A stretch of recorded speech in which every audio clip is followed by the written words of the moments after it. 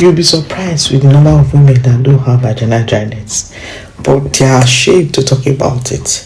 They feel it's a taboo. They feel that, oh, I'm too spoiled or I'm too rotten. But I want you to know today that it's nothing for you to be ashamed of, and it is normal for you to talk about it. So in this my series of topics, I'm going to be talking about vaginal dryness. I'm going to be talking about what we can do, how it can be managed, and every symptoms that you should notice when the vagina is dry. When you say the vagina is dry, it just means that the vagina is not producing enough moisture that it's supposed to produce. It's not as elastic as it's supposed to be elastic, and so because of that, most times when they have intimacy, it becomes painful, it becomes irritable. Sometimes they have itching and all that.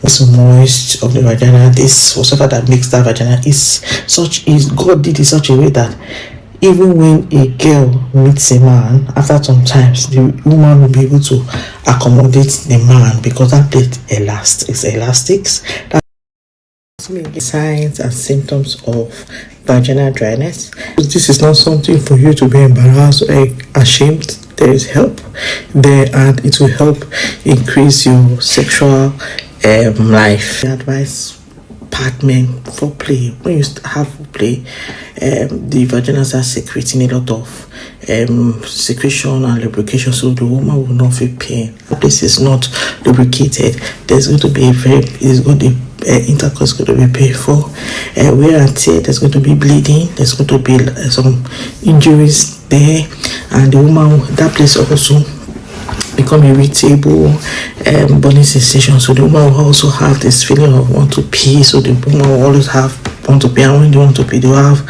some burning sensation. In the pelvic area, the woman will also feel pressure, feel pain in that pelvic area.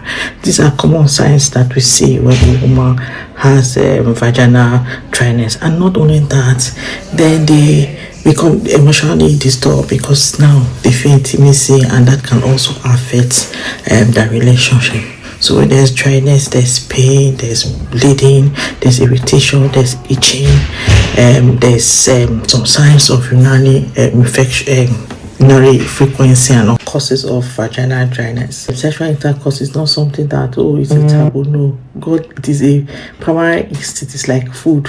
You can't survive without food, and so most time it is difficult for you to have a successful life without the right relationship. When there's a problem with the hormones, the chemicals that controls that part, so we can have it as some idiopathic control. We have them in maybe polycystic ovarian syndrome. You have it in menopause, breastfeeding, anything that can cause an hormonal imbalance can actually cause that place to be dry. There are some physical conditions that can also affect it. Diabetes is coming here again.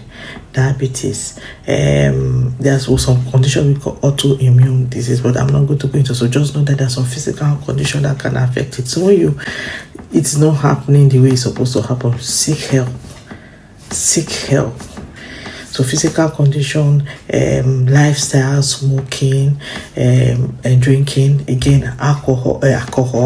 Then again, what are the medications you are taking? When you look at all these things, medication that you are taking, to see your physician, it may just be that. These are not things that you should tolerate. Diagnosis and the assessment of the vaginal dryness. Like any medical condition, we're going to do a thorough. You have to go and see your physician, your GP, or even there's some gum clinic and all that you can go and see. Just go and see a specialist, and they're going to take a thorough, detailed history from you. The reason why we're taking history, not just to fulfill righteousness, because there are some other conditions that can present this way. Diabetes can present this way, vaginal infections can present this way, even pelvic inflammation can also be. So they need to take a thorough physical history from you, and after the history has been done, then we'll be doing a series of tests. We're going to also do physical health tests, because I've said before that diabetes can also present like this, hormonal problem can present like this, thyroid function can also will also be done, because the thyroid abnormality can also present this way. So We are going to do all those tests just to be sure. And after that, again, they are going to look at your vagina. And there's what they can do a speculum examination, where we are going to look into it and see the walls, see everything about it, so that we can make an informed decision and the right decision from you, depending on that. And they're going to be doing some tests, vaginal tests, swab and all that. All these tests that are going to blood, vaginal tests, speculum examination, a proper history, all this. Even they're going to be asking some psychological histories, because stress and anxiety can also present this way. The treatment of the vaginal dryness, as I've said before, is not something for you to be ashamed, and it's not something for you to just bear. There's help there, so why won't you get the help? Medical condition, if you don't treat the cause, it will continue. So they're going to try to treat the cause of it. If it's a physical health condition like diabetes and others, they're going to try to put that in control. If they find out as your lifestyle, like smoking and all that, they're going to tell you, oh, you have to stop this, you have to do. So they're going to try to first of all get the underlying cause and manage the underlying cause of what is causing. If it's an infection, they're so going to be treating you for an infection and all that. So, but there are other options that they can give to also help in while they are treating the underlying cause. So the major thing is for us, when you are treating a patient that has it, you are going to try to be relieving the symptoms, relieving the pain, and make that place more lubricant, so that the patient can actually enjoy sexual intimacy. If it's hormonal problems, you can now start giving different hormonal therapy, which I will not go into that. They're going to give you that just to try and solve what. So the first thing is to treat the underlying cause, then try to relieve the symptoms by giving moisturizer, give you lubricant and all that. So those are the major things that is done to manage the vaginal dryness. Once the underlying cause is treated, the probability that there's healing will become permanent. But anyhow, see your physician, let them do the appropriate test, then there's help. Lubricants, hormonal therapy, moisturizers are available, and your lifestyle and other treatment are available to help. In summary, I'm going to just kind of round up everything that I'll be talking about the vaginal dryness.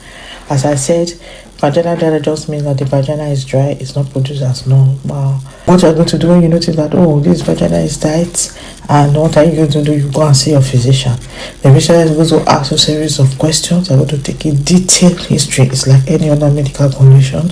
So that they can find out what is causing it, because it can be due to medication, it can be due to medical condition, physical health condition, can be due to hormonal problems, it can be due to your lifestyle. So they're going to take your medication, look at everything, has a detailed history, examine you, look at the use a speculum to look at the vagina, take a swab from inside. So they're going to do a thorough examination, blood test, everything, just to be able to find out what the cause is.